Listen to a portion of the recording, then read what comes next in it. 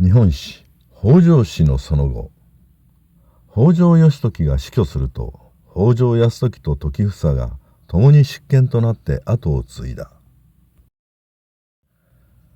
北条氏はその後、内紛を繰り返しながらも、鎌倉幕府は150年余り存続するが、元寇の乱をきっかけについに滅亡する。北条氏のその後を詳しく見ていこう。北条義時の弟、北条時房は、執権連署として泰時を支えた。一方の次男、友時は、名越流北条氏として、反執権勢力を次第に形成して、その子孫も主流派と対立した。北条泰時は1232年貞永元年51か条の武士のための法律御成敗式目を定めた。これにより従来の武士たちの不分律の習慣が武家法として明文化されるとともに、日本は朝廷の律令と併存する二重法制の国となった。泰時は武力ではなく法による全国的な支配を目指し成功する。泰時は泰時の子孫を北条徳宗家として代々の執権よりも権威を持つ慣習を作ったが、後継者問題では苦労している。泰時には時氏と時実という二人の男子がいたが、どちらも若くして逝去する。そのため泰時は時氏の子供である常時と時頼を後継者にと考え養育している。しかし泰時の後を継いだ常時はわずか4年で逝去する。第5代執権には北条時頼が若くして就任するが、難問が次から次へと襲いかかる。まず先の将軍九条頼経と時頼は宮騒動で対立して、頼経を都へ追放している。さらに三浦義村亡き後、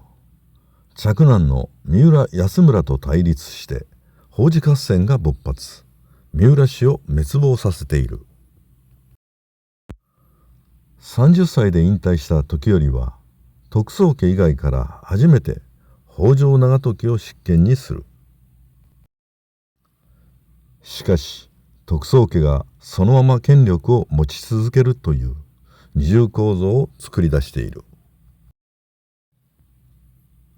時頼が36歳で他界すると、14歳の北条時宗が徳宗家の後を継いだ。北条時宗の時代に元寇が起こり、時宗は元寇から日本を守った救国の英雄だと戦前は称えられていた。ところが綿密に資料を調べてみると、時宗は数々の失策をしていることが分かってくる。例えばフビライの使者を切り殺すのも完全な外交上の失敗である。フビライの目的は日本を征服することではなく、国交を求めていたと言われる。その使者を切り殺すというのは外交上の大きな失策である。時宗はどうしてこのような失策を犯したのだろうか。北条一族が幕府の権力を独占したために、次には北条一族同士の争いが激化する。若い時宗は権力争いのイニシアティブを取ることができなかった。そのため北条徳宗家に代わって北条一門が勢力を伸ばしたため、時宗は自分の思うような政治が実行できなかったのである。元の脅威がなくなると、時宗は兄の北条時助を排除しようと二月騒動が起こっている。このように北条氏は内部抗争を繰り返しながら徐々にその勢力を衰えさせていく。そして多くの御家人たちが鎌倉幕府への不満を募らせていくのである。1311年王朝元年、ついに北条氏最後の徳宗家当主に北条高時が就任する。時を同じくして楠木正成らに押された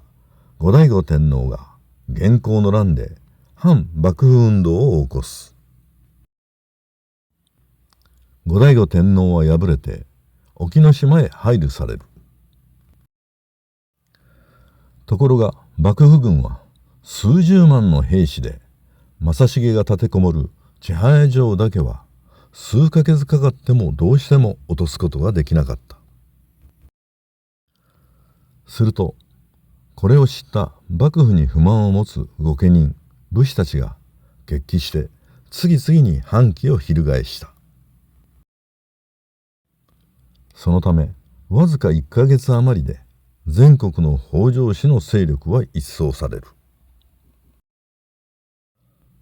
そして1333年元寇3年、鎌倉幕府の重鎮であった足利尊氏によって北条高時は自決に追い込まれ、北条氏と共に鎌倉幕府は滅亡する。では足利尊氏はなぜ北条氏に反旗を翻したのだろうか。実は足利氏は北条氏よりも由緒があり、執権や将軍にもなれる家柄だったのである。そのため御家人たちが北条氏に代えて足利氏を推挙したと考えられるのである。北条義時が一番大事にした御家人中心の鎌倉がいつの間にか徳宗家中心の鎌倉になってしまった。そのため御家人たちは北条氏を見限って足利氏を新しいリーダーとした。源頼朝や北条義時らが命がけで築いた鎌倉幕府は150年余りで終焉するが、彼らが築いた武家社会はその後さまざまに変遷しながらも650年以上も存続していくのである。